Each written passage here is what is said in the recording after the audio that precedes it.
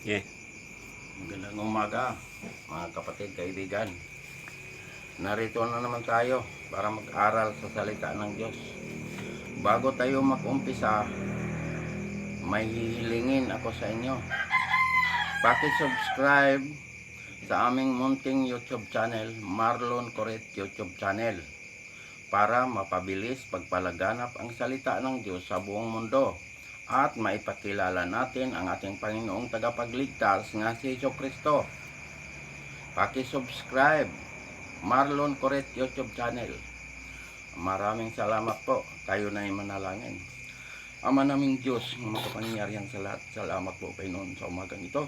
Narito po kami Panginoon para mag-aral sa iyong salita.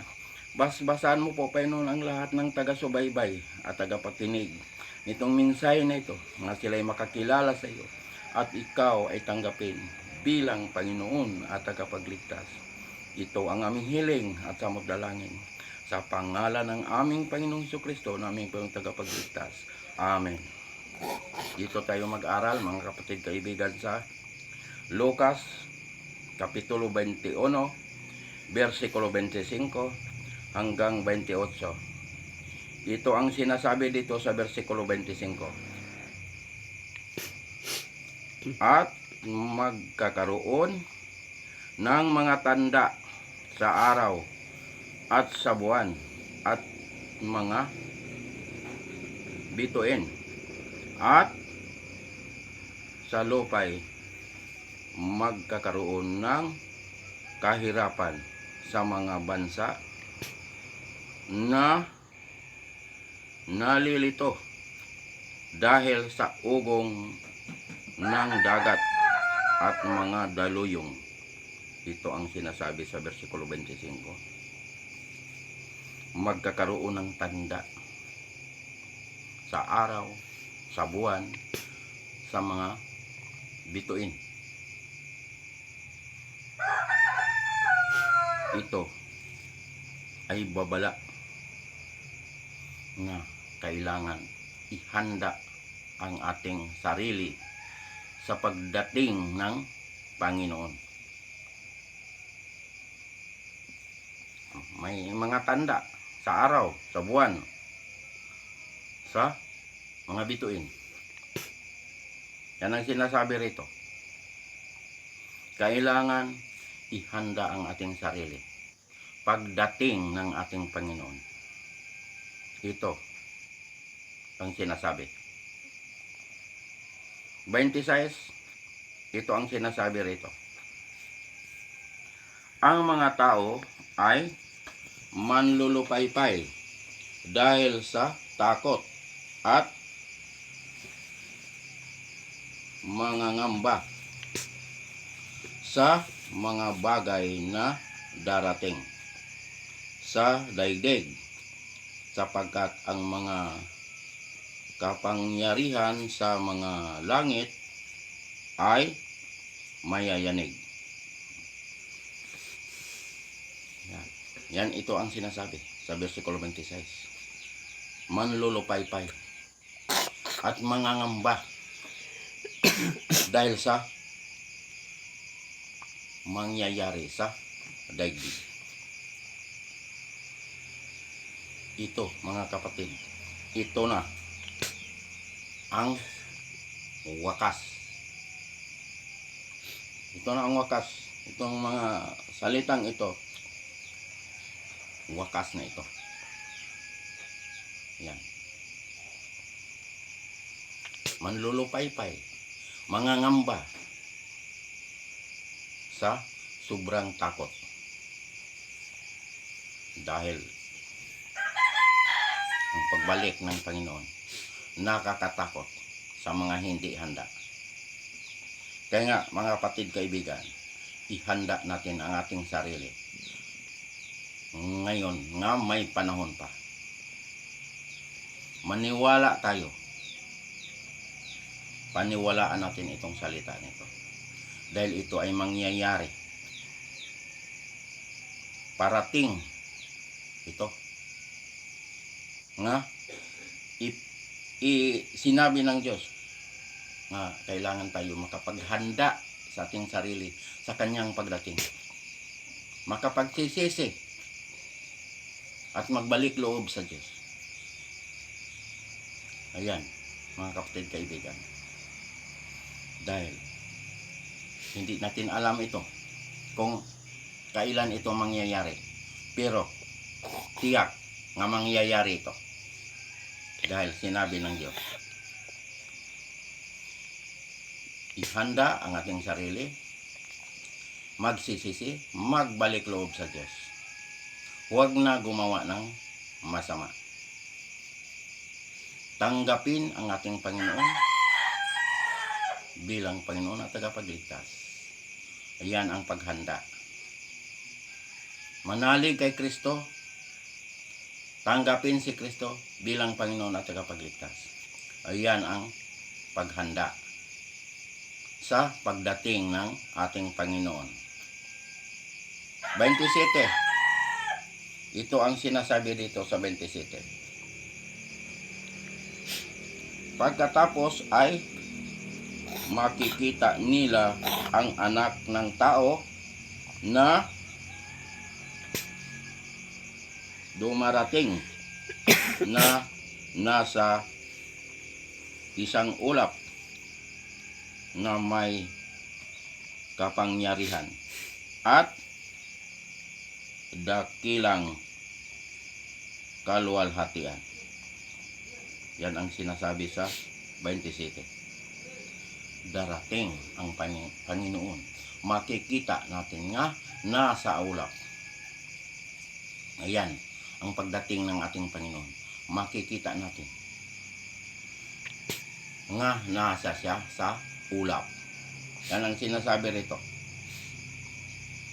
Pagdating ng ating Panginoon, kikita natin siya nga nasa siya sa ulap. Kaya mga kapatid, kaibigan, ito, mangyayari ito, nga makita natin ang ating Panginoon. Pagbalik niya, nasa siya sa ulap. Kaya nga, mga kapatid, kaibigan, ipinahayag itong salita na ito para tayo ay makapaghanda. Dahil ito, babala ito sa mga tao nga hindi nakapaghanda. Ihanda ang sarili sa pagdating ng Panginoon. Dahil pag hindi handa ang isang tao, nakakatakot ito. Dahil wala nang maririnig nga nangangaral. Pag dumating itong panahon na to, wala nang mangangaral. Dahil wakas na, katapusan na. Ayan.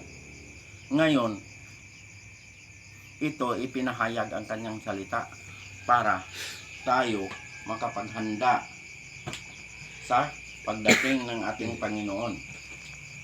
Dahil darating ang ating Panginoon nga hindi natin inaasahan. Hindi natin alam. Nga, siya ay parating na. Kaya nga, dapat tayo ay maging handa sa kanyang pagdating. Paano paghanda ng pagdating ng Panginoon? Sinong tagapagligtas? Si Jesucristo. Gawa 4:12. Siya lamang ang tagapagligtas. Walang ibang tagapagligtas. Ipinaalam ng Diyos na si Jesucristo lamang ang tagapagligtas, wala nang iba. Sa anong paraan? Manalig tayo kay Kristo. Tanggapin si Kristo bilang Panginoon at tagapagligtas. Iyan. Iyan ang paghanda. Ihanda ang ating sarili. Tanggapin si Kristo bilang Panginoon at tagapagligtas. Pagkatapos tinanggap ang ating Panginoon, magpabautismo sa pangalan ng Ama, pangalan ng Anak, pangalan ng Espiritu Santo. Pagkatapos magpabautismo, sundin ang kanyang mga utos.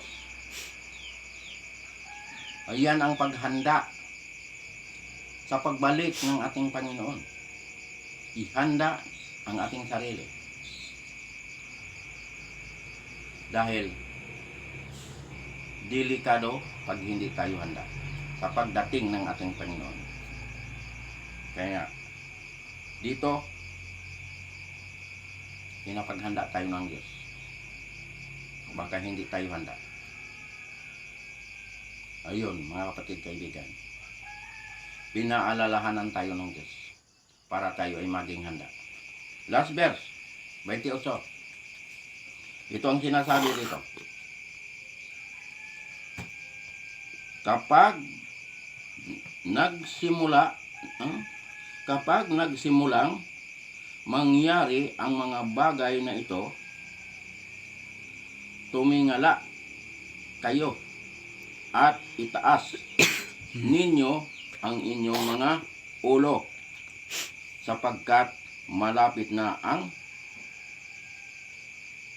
katubusan ninyo. Sabi, tumingala. Tumingin kay Kristo. Kay malapit na ang pagliligtas. Ayan. Ayan ang sinasabi rito. Katubusan ninyo. Yung katubusan, pagliligtas ito. Ayan mga kapatid, kaibigan. Hindi pa huli ang lahat. Dahil nandito pa tayo. Buhay pa tayo. Ang kaligtasan ngayon, buhay pa tayo.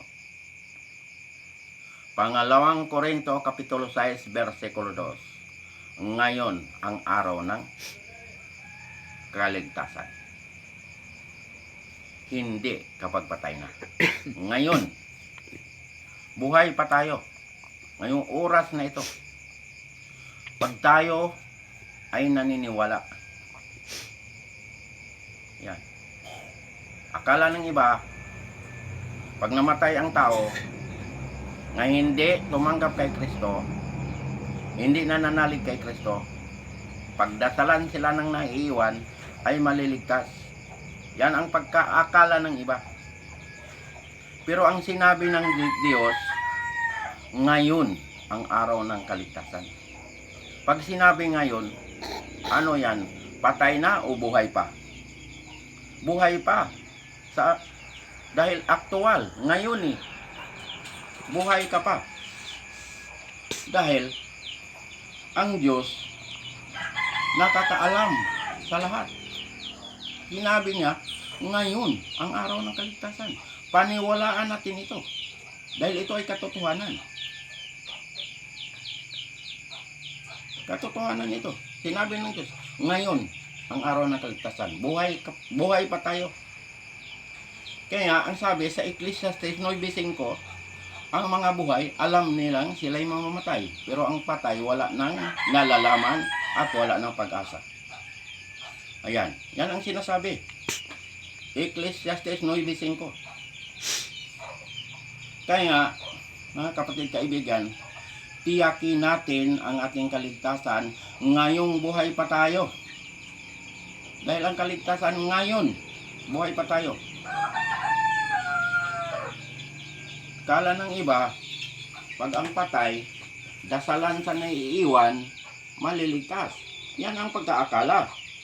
Pero, ang sinabi ng Diyos, ngayon, buhay pa tayo. Ayan. Ito katotohanan.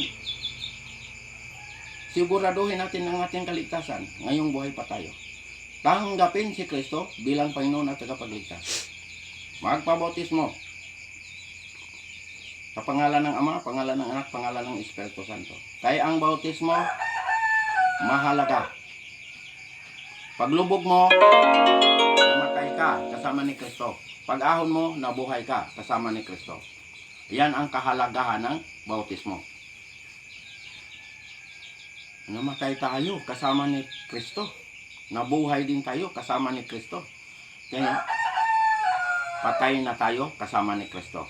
nabuhay tayo kasama ni Kristo. Kaya nga, ang sabi, bagong nilalang na. Wala na ang dating pagkatao. Tayo ay bago na. Huwag na tayong gagawa ng masama. Dahil bagong nilalang na tayo. Patay na tayo kasama ni Kristo. Buhay tayo kasama ni Kristo. Kaya, huwag na tayong gagawa ng anumang mga bagay nga kasuklam-suklam sa paningin ng Diyos.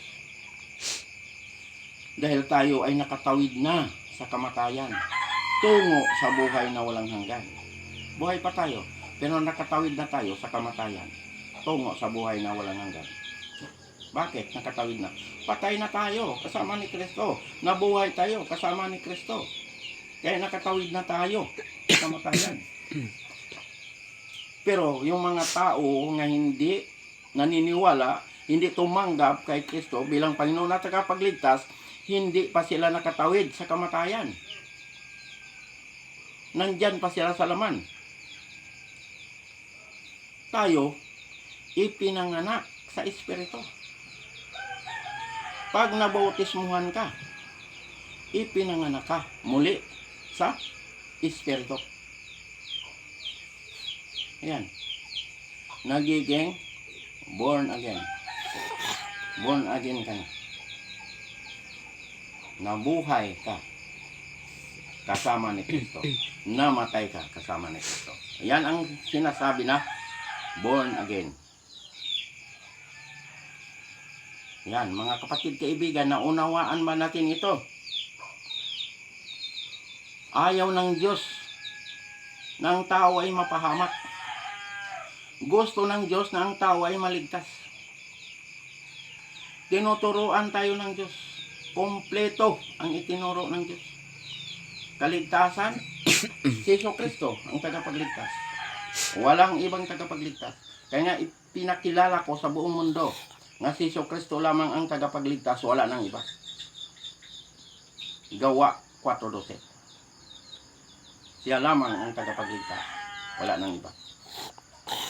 Kaya mga kapatid, kaibigan, paniwalaan natin itong mensahe na ito dahil ito ay katotohanan. Ang mga maliligtas, yung mga pangalan lamang na nakasulat sa aklat ng buhay. Pero pag ang tao ay hindi naniniwala, hindi tumanggap kay Kristo, wala ang kanilang pangalan sa aklat ng buhay. Bakit? Hindi sila naniniwala, hindi sila tumanggap kay Kristo. Tiyak, wala ang pangalan sa aklat ng buhay. Yun lang ang maliligtas, yung mga pangalan nga nakasulat sa aklat ng buhay.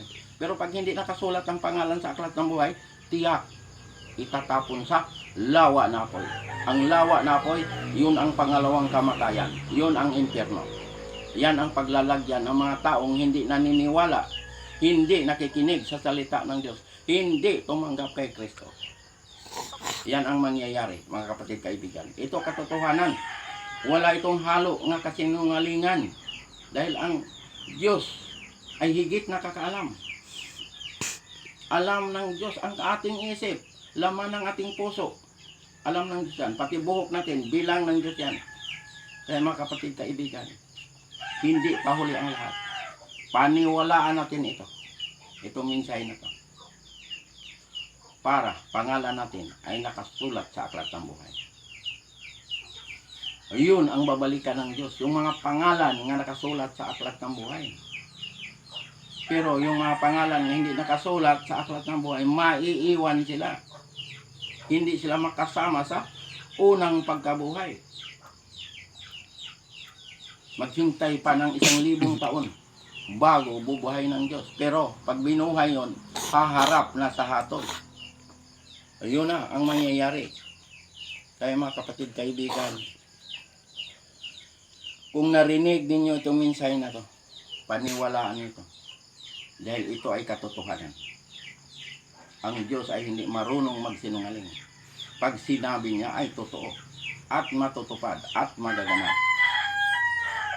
Ayan, mga kapatid kaibigan. Tiyakin ang ating kaligtasan. Ngayong buhay pa tayo. Hanggang dito na lang tayo, mga kapatid kaibigan.